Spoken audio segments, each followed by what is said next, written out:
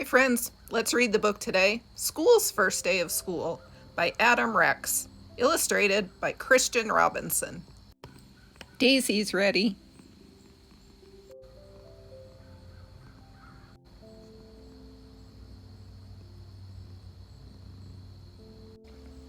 That summer they dug up the big field and poured the foundation and set brick on top of brick until they built a school. A sign above the door read Frederick Douglass Elementary. That's a good name for me, thought the school. Most days, a man named Janitor came to mop the school and buff his floors and wash his windows. "This is nice," the school said to the janitor, "just the two of us." "Won't be just us for long," said the janitor. "Soon the teachers will come, and then you'll be filled with children." The school creaked. "Children? All kinds of children. They'll come to play games and to learn." "Oh," said the school. "Will you be here?" "You'll see me after the school day is over," said the janitor. "Don't worry, you'll like the children." But the school thought that the janitor was probably wrong about that. Then they came, the children did, and there were more of them than the school could possibly have imagined. They got everywhere. They opened and closed all his doors and lockers. They drank from his fountain and played on his jungle gym. So that's what this is for, thought the school. Some of the older kids gathered by the school's back fence and showed each other their bored faces. "This place stinks," said one, and the school gasped. "I hate school," said another with his puffy hair. To the agreement of his friends, the school sagged a little bit. One very small girl with freckles didn't want to come inside the school at all. Her mother had to carry her. "I must be awful," the school whispered to himself. Later, he squirted the puffy-haired kid in the face, then felt bad about it afterwards. He watched the kindergarten kids sit on one of his rugs. The teacher said, "As we go around the circle, please tell us your name." There was an Aiden, and a Max, and a Bella, and a Chloe, and a Caden, and an Emma, and another Aiden. The small girl with freckles was next, but she wouldn't speak. She only stared at her shoes until the teacher moved on. "I don't like school," she whispered into her lap.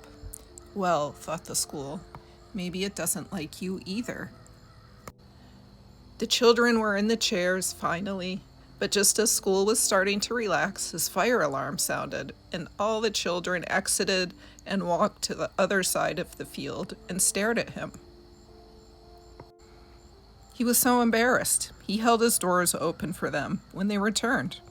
"Sorry," he said as the first child entered. "Sorry, sorry, sorry," he told them all, even the girl with the freckles. At 12 o'clock, the school was filled with food. At 12:30, the school was filled with garbage. At one table, a boy told a funny joke, and another boy laughed so hard that milk came out of his nose. "Now I'm covered with nose milk," thought the school. He had to admit that it was a pretty funny joke, though. Even the girl with freckles liked it. After lunch, the kindergarten kids learned about shapes. "A rectangle has 4 sides," said the teacher. 1, 2, 3, 4. "And a square has 4 sides too. In fact, a square is actually a special kind of rectangle." "Wow," said the school. "I did not know that." Afterward, the children made pictures with glitter and paste. The girl with freckles made a picture of the school. "It looks just like me," thought the school, "except glittery. It's like she's known me all my life." "Do you think I could have your picture?" the teacher asked her. "Don't tell anyone, but I think it's the best." The school thought she was probably right about that. The freckled girl smiled when the teacher stuck her drawing onto the school wall with a pushpin. Ouch, said the school, but he didn't mind. Not really.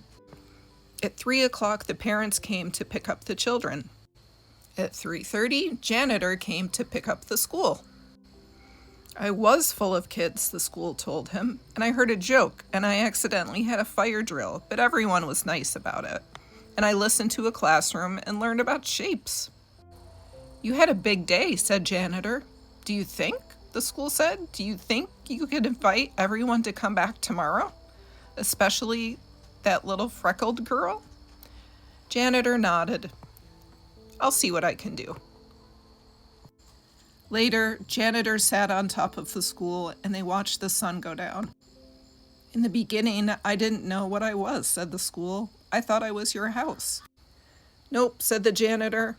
I suppose some other place gets to be your house, the school added. Janitor nodded. That's true, but you get to be a school. That's lucky. And the school thought he was probably right about that. And that's the end, friends. If you're in school, do you think your school is talking to you? Until next time, friends, take care.